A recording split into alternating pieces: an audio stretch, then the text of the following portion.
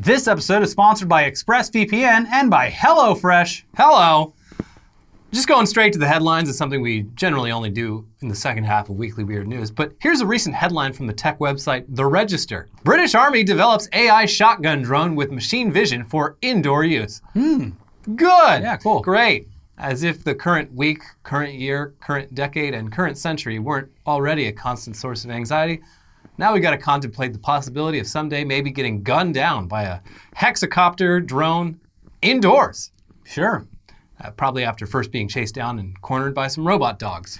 Yeah, one of those Boston Dynamics dogs. You see those things on the street? They're terrifying. Get them out. But ban them. The shotgun drone, very good for protecting your property from cow tippers. You load it with some rock salt. You teach those damn kids to stay off your land. I'm excited when Amazon makes their first shotgun drone. They've already got the patrol drone. They shoot the packages straight through your door. Just put a single shotgun pellet in there, scare off the burglars. Just a little rock salt. Just rock salt. Yeah. Barely even break the skin. This story, it first broke in the UK's The Times newspaper, which is, of course, behind a paywall. But thanks to people on Twitter, we do have screenshots like this one graphic explaining how this remote control warrior would work. The drone would be remotely operated by military or police personnel. It uses AI to fly and remain stable in indoor environments, which is difficult for big drones due to how air moves in confined spaces. It identifies targets using machine vision technology, similar to how self-driving cars work, and it's meant to be used in urban environments and sent into buildings before troops. Oh, and what's this? Shotgun could be interchangeable with rocket or chain gun in future? Cool! I love the future. See, yeah, much like Boston Dynamics' terrifying robots aren't actually autonomous yet. This shotgun drone, named the I-9, it still does need to be operated by a human being who is also in charge of actually firing the gun. But yeah, the operator will be getting a lot of much-needed help from the artificial intelligence. The heavy drones suffer from what's called wall suck, which just sounds sexual, but it's what happens when drones are flying in confined spaces. It causes them to crash due to like air displacement. They've got Porky's disease. I got the wall suck.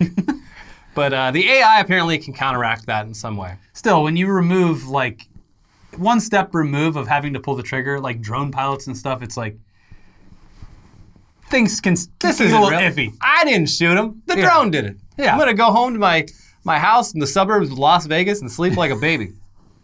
Ruined a wedding today. What's even more impressive, though, is that in order for this to work, there's also the issue of Newton's third law of motion. For every action, there is an equal and opposite reaction, which in the case of guns, particularly shotguns, means a lot of recoil. A person firing a shotgun absorbs that recoil with their body, but a hovering drone would probably need to direct its rotors to full forward power at the exact moment a shot is fired, which this drone's AI presumably can do. One thing it can supposedly do fully autonomously, though, is ram into enemy drones to knock them out of the air, which is cool. Yeah. It's like, all right, get it. Take the battle bots into the sky. Yeah. This is how war should be fought. Yes. Just remove all humans from it. In an arena. Robots only. Yeah. In Minecraft. As for how useful something like this would actually be, we have no idea. It seems like just hiding around a corner and hitting it with a stick might be all it takes to disable it. Or even better, just hit it with a shotgun on your own. Yes. Done. But anything. Yeah, still, the idea of small drones with weapons attached is pretty unsettling, but it's also nothing new. Way back in 2015 on our old channel, we talked about this consumer drone here that has a handgun attached to it that just some hobbyists put together. More recently, we covered the ThrowFlame TF19, an 8-rotor drone with a flamethrower that can throw a 25-foot flame for over a minute straight, which you can order right now off the internet for $1,500. Cool. Small arm drones have also been out on the battlefield for a while now. ISIS has for years been using cheap consumer drones to drop grenades on their enemies, so it's not surprising at all that the people fighting ISIS might want something like that for themselves. Meanwhile, a few years back, the Belarusian military showed off this drone with a rocket launcher attached. This looks so silly. And the Russians have this fixed-wing drone with an automatic shotgun built in. And that's just the stuff that we know about. Drones that can shoot are just something we're going to have to accept as part of the dystopian present we've ended up in. And again, just put them in an arena in the desert somewhere and let them fight it out and put a little flag on it so you know who won. Yeah. And then all this can be solved without killing humans. I've been playing a lot of Star Wars Squadrons since it dropped last week, and I feel like I'd probably be pretty good as a drone operator for one of these bullet drones if I'm going up against other drones. Yeah. So taking any offers you got, military. Yeah. Well, Semper Fi. They do watch YouTube. They have been watching Mr. Beast's channel and really trying to groom him into being a representative for the military. So maybe he will. In other dystopian news, though, if you happen to be in the very niche and specific sex kink of having your penis locked up in a chastity cage that only your partner can unlock, maybe think twice before purchasing the Qiwi Cellmate internet-connected male chastity lock. That is, unless you're really into the idea of having absolutely no control over whether or not you're allowed to get hard.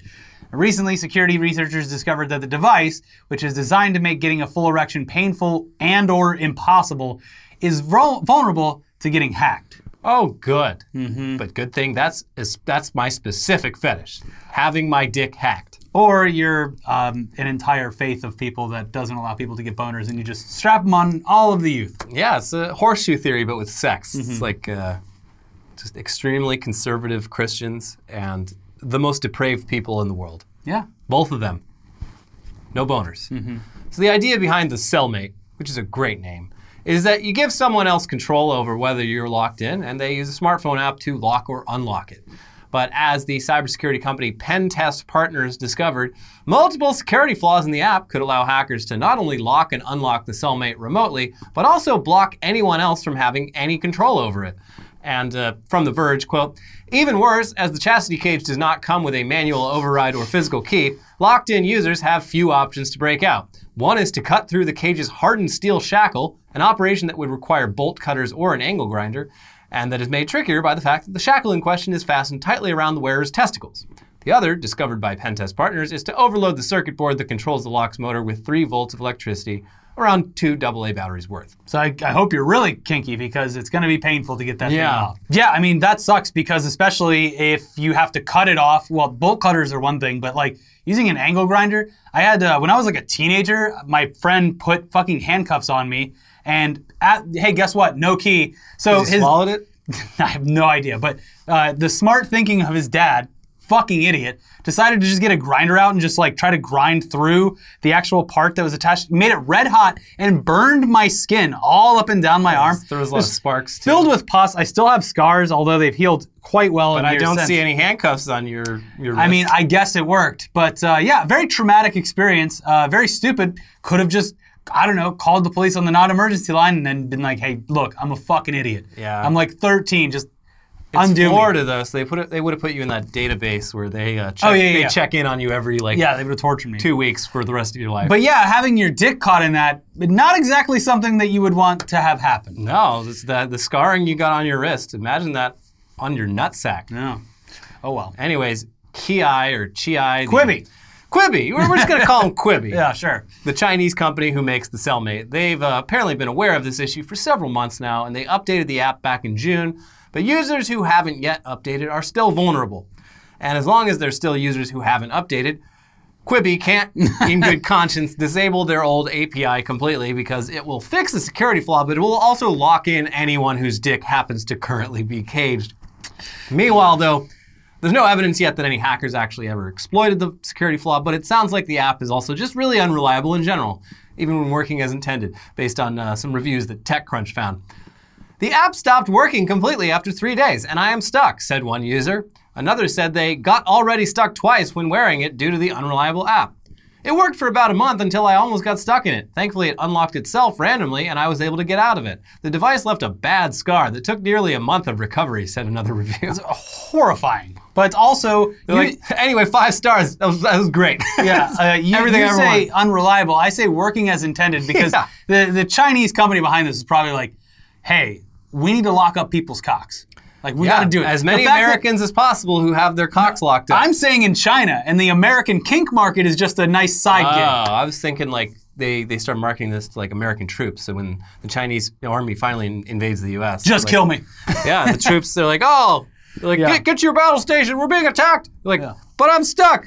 No, I'm thinking it's like one of those like social where you get like 0 stars on your social app in China, and they're like, well, you got to lock your dick up. We don't want you getting anyone pregnant. But if you turn things around, we can remotely unlock it. And that I wouldn't put past them, because like, you know, they up until very recently, China was very very controlling over like fertility and stuff like that. So like, I'm telling you, I Elliot. can see them bringing that back and being like, you, low credit score, undesirable, no kids for you. And the only way we can be sure is by putting Quibi's sex toy on your penis. And that's the thing is like everyone's laughing at it, but seriously, this is probably what's going on. Like, look, conspiracy hat. They're like, hey, isn't it funny that this thing doesn't work? Yeah, that's working as intended. That's the real story. Yeah. But speaking of horrible things, remember murder hornets? Yes. I mean, it's been a long year, but back in May, Americans learned that in addition to the ongoing pandemic, we also had to worry about Asian giant hornets, aka murder hornets, which are not native to North America and could potentially ravage the honeybee population here. Beekeepers in the Pacific Northwest last year started noticing their hives getting destroyed with piles of decapitated bee carcasses left behind on the ground. Local wildlife experts have also identified dead murder hornets in the area, and yeah, they are huge and terrifying, and they definitely live up to their name. Also, their stings are venomous, and they can kill you if enough of them sting you. These things are too big. Very fun times, guys. They're like some dinosaur era bugs. Anyway, it's been a few months since the alarm bells really started ringing, and our latest murder hornet update comes via a New York Times report about the increased urgency of the experts who are trying to track down and stop these monsters. As the article describes it, right now is the time of year when the murder hornets are about to enter what's known as their slaughter phase. Fun. Where they attack beehives, decapitate every bee inside, and harvest the eggs, larvae, and pupae of the bees for food. So yeah, if you've ever watched videos of Asian giant hornets attacking a hive, it's very hardcore. But unlike the Asian bees that they usually attack, American bees, they don't even have the defense mechanism of crowding around the murder hornets to overheat them. Lazy they're American helpless. bees. Yeah. They expect the government to come and fix it for them, and that's what's happening right now. They're trying. Those bees are on the dole. Yeah, if enough honeybees in the Pacific Northwest get murdered, that could be very bad news for crops in the area. Luckily, it sounds like there is some progress being made. After reports of murder hornet sightings on a property just south of Vancouver, the agriculture department showed up and were able to catch a murder hornet alive. So they waterboarded it. Where do you live? They played Baby Shark on repeat for this hornet. Tell us where the nest is. Please stop, please. No, they attempted to glue a tracking device to it so that it would lead them back to the nest. But unfortunately, due to how much the hornet was struggling, they screwed up. They weren't able to get it attached properly. And they also did an oopsie and glued the hornet's wings together so it couldn't fly anywhere. Yeah. So that's a bust. Yeah, sorry, Mr. Hornet. Yeah. But I'm going to keep you as a thing to scare my grandkids with. No, you put it around by the nest so to show the other murder hornets that something bad could happen. This is what happens when you try to fuck a man in the ass. We don't just kill you. We glue your wings together so that you die of starvation. Look at him. He can't do shit. Just cries all day. Samson lost his hair. Look at him. He's writhing around. He can't do anything. He's going to starve down there. Humans were the Go real back plague to all Asia. along. Go back to Asia. I don't know how you got here in the first place. Go back. So yeah, that first attempt with the glue, kind of a bust. But they say they've got baited traps set up throughout the area where they think these guys are. They're pretty confident they'll be able to catch at least one more hornet in the next few weeks so they can try this again and get the glue on the right part of the bee this time, not the wings. They've also set up a dedicated emergency hotline for beekeepers to call if a hive is being attacked by murder hornets. And they've also advised beekeepers to track it, don't whack it. In other words, observe what direction the bees are flying out or the hornets are flying off to, and don't try to kill them yourselves. Because as we noted last time that we covered murder hornets, a beekeeper in Vancouver Island who tried to take out a nest while wearing as much protective gear as possible still said that the stings he got were the most painful out of the tens of thousands of times he's been stung throughout his long beekeeping career. Yeah, so don't mess with them. Yeah, not worth it. But just track them. Not worth it, buddy. Just follow them and keep the headlights off so they don't know. Yeah. But while protecting yourself from murder hornets isn't something that most of us have to worry about yet, protecting your online activity with a good VPN is something that everyone should be doing. Luckily, this episode is sponsored by ExpressVPN. Now, there's tons of VPN providers out there. You've probably heard of a couple of them. And some of you've probably used a VPN before. But ExpressVPN is the best VPN on the market, and here's why. ExpressVPN doesn't log your data. Lots of cheap or free VPNs, they make money by selling your data to ad companies. Kind of defeats the purpose. Yeah. ExpressVPN developed a technology called Trusted Server that makes it impossible for their servers to log any of your info. The second is speed. We've tried VPNs in the past, then we switched to ExpressVPN. The other VPNs, slow, sluggish. They make your phone run slow. You can't do anything. Yeah. And we've been using ExpressVPN for years now, and it doesn't affect the speeds really at all. It's blazing fast. You forget that it's on. Even when connecting to servers thousands of miles away, you can still stream HD quality videos with zero lag. And the last thing that really sets ExpressVPN apart from other VPNs is how easy it is to use. Unlike other VPNs, you don't have to input or program anything. You just fire up the app, click one button to connect, beep, bop, boop, you're on. It's so easy, even your grandparents could use it. And it's not just us saying this. Wired, The Verge, CNET, and many other tech experts rate ExpressVPN the #1 VPN in the world. So protect yourself with the VPN that we use and trust. Use our link, expressvpn.com/newsday today and get an extra 3 months free on a 1-year package. That's expressvpn.com/newsday. Visit expressvpn.com/newsday to learn more. And this episode is also sponsored by HelloFresh. Hello. Get fresh, pre-measured ingredients and mouth-watering seasonal recipes delivered right to your door with HelloFresh, America's #1 meal kit. HelloFresh lets you skip those trips to the grocery store and makes home cooking easy, fun, and affordable.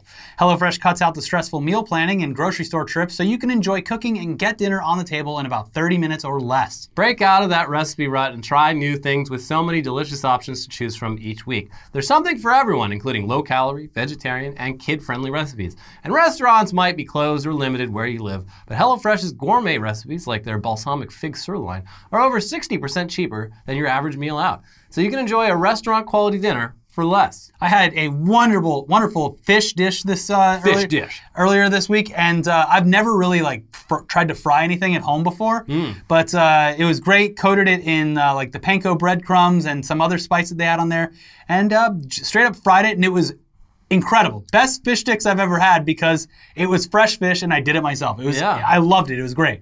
And also, literally anytime there's an Asian bowl on there, I always make sure to add one to the menu because it's easy, it's fast, those it's are delicious. always the best. Yeah. It's like 15 minutes and it's so good. Yeah.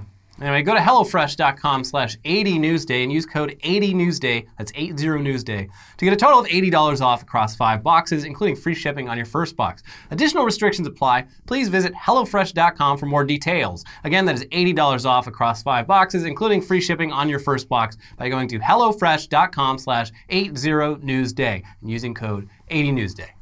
Check those out, and now let's get back to the news.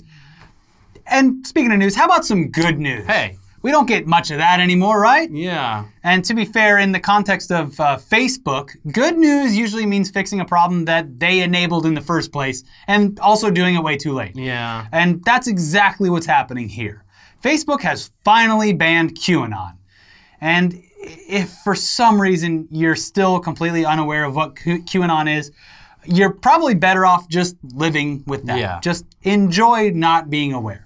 But it's essentially a completely baseless conspiracy theory about how Donald Trump is secretly taking down a global cabal of satanic Illuminati pedophiles. That's just a one-line explanation, though. It gets much weirder than that the more you look into it. And it also continues to make even less sense the further down you go. Yeah. It's basically a bunch of previously distinct conspiracy theories rolled up into one at this point, including a ton of wild predictions that have never come true. Yeah, just a 0.0 batting average. And it's all incredibly stupid, even if you're just mildly capable of critical thinking. But it's gotten very popular thanks in large part to Facebook, and it's kind of, in my eyes, a lot of what people get wrapped up into it is the same reason that they get wrapped up into the flat Earth shit. It's something to do. It's something to belong to, where no one judges you. In fact, the crazier you are, the higher you rise in the ranks. Yeah, you feel like you're doing something important with like a group of people. You feel like you're changing the world, but you're not. It's one of those things where like you come in, you're like, man, and then everyone puts their hands on your shoulder, and you're like, all right, well that feels good. Yeah, cool. I belong. What do you mean this is a cult? And they have merchandise. So nice they have merchandise. I can get it on a mug. Damn. So to be clear, Q, the fake government agent whose posts formed the basis of QAnon, that person started off posting on 4chan. They later moved to 8chan, which was shut down and replaced by 8kun, all of which are some of the worst places on the internet, and not where your average person, especially your average boomer, would ever end up. QAnon was able to spread so far and wide among normies, though, thanks to Q content showing up on other sites like YouTube and Facebook. In fact, it is safe to say at this point that your average Q person has never been to 8kun and has been radicalized entirely through social media. Yeah, like the millennial generation, and I assume Generation Z has definitely come up through 4chan. Like, everyone in their 30s or 20s has definitely had their time there. One of the big Q sites, it was like qdrops.info or some shit, got taken down recently, and a lot of like boomer Q people were like, they actually went to 8kun, and they were like, oh my god, wait, this is where it comes from? Yeah. This website's hard to navigate. There's a lot of nasty stuff on here. I mean, I like their you laugh, you lose board topic, but this other like extremely racist stuff is kind of weird. Yeah, and also a surge in interest in QAnon over the past several months.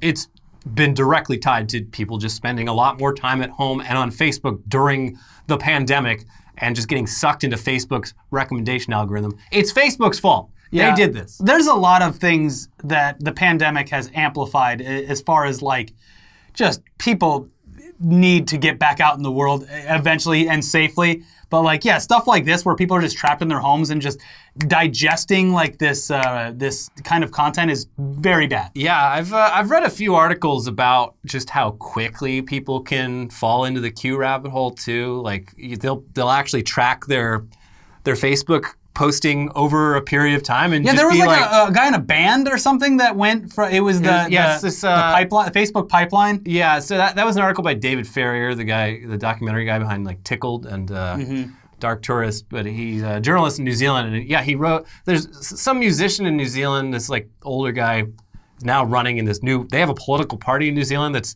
entirely built around Q, but he went back and investigated this guy's entire online presence over the course of the last year. And it was like March or April. He pinpoints like where he started showing curiosity, and then within like 4 weeks, the dude is fully in it. Yeah.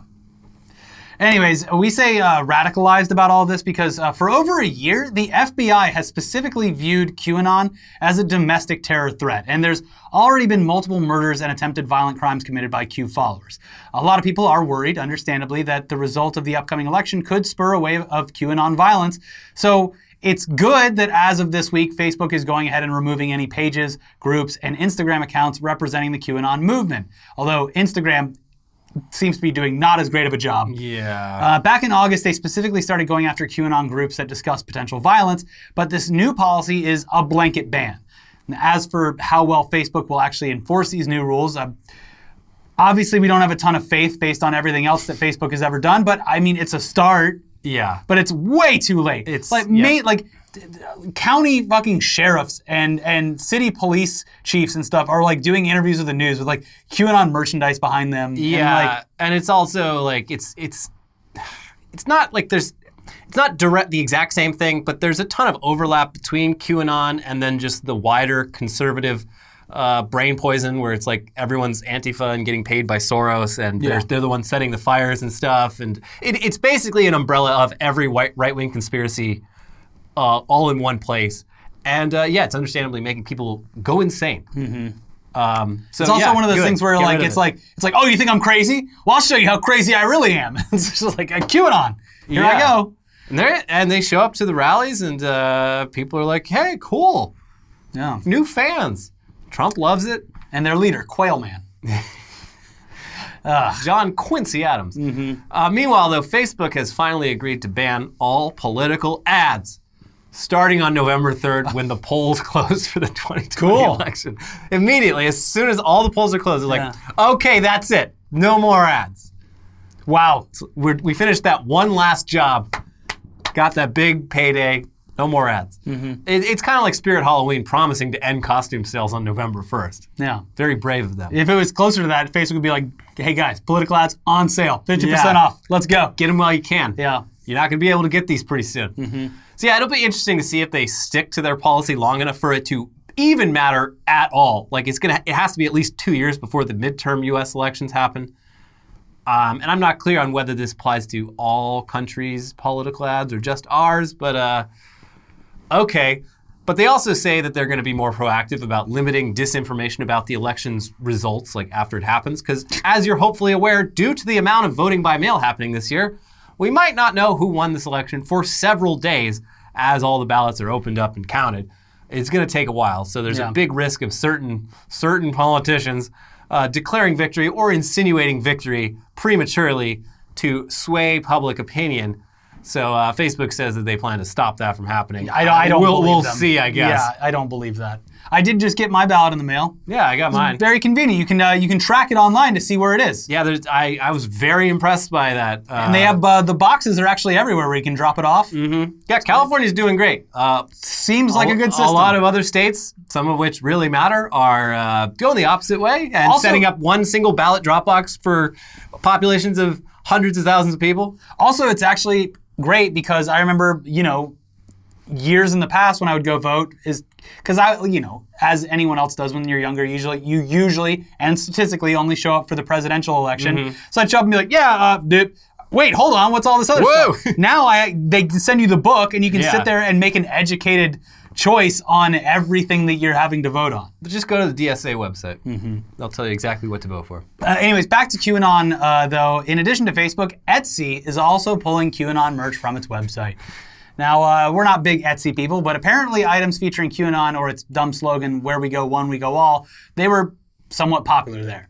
The shirts at Trump rallies had to come from somewhere after all. Yeah, I was like, wait, what? I was like, oh yeah, no reputable clothing company is selling this shit. It has to be Etsy. No, you buy it on the side of the road. And the mug, and I got a little cute candle. You buy it on the side of the road, right next to the giant flag that has Trump as Rambo.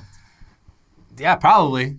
Probably. I think like those stores. Oh man, that store we visited during your wedding. Oh, in North Georgia? Yeah, the store that was just entirely. It's like there's a store like this in every town in America where it's all shirts for boomer dads that are like. A lot of them are just about grilling, but then Daddy's little redneck. a lot of them are just like xenophobic, borderline racist. They're just aggressive shirts. I wonder if those places have been taken over by Q stuff. Probably. Yeah. Yeah. Shit. Meanwhile, Etsy has also cracked down on merchandise related to the far-right group, the Proud Boys, as have Amazon, Teespring, and eBay. So Trump's stand back and stand by shout out to the Proud Boys last week's debate seems to be backfiring just a little bit. Yeah. We'll see. It's if you want to see something wild, I don't know if you have Showtime, there's the circus every week, and on the last episode for the debate, one of the contributors on the circus watched the debate with Steve Bannon, and it's that part is real interesting to watch. Yeah. All Gas No Brakes also did a Proud Boys video recently. I haven't watched it yet. Oh, it's great. It's like he gets one of the guys caught in like a little conundrum, and he's like, "Well, I'd like to end this interview." Yeah.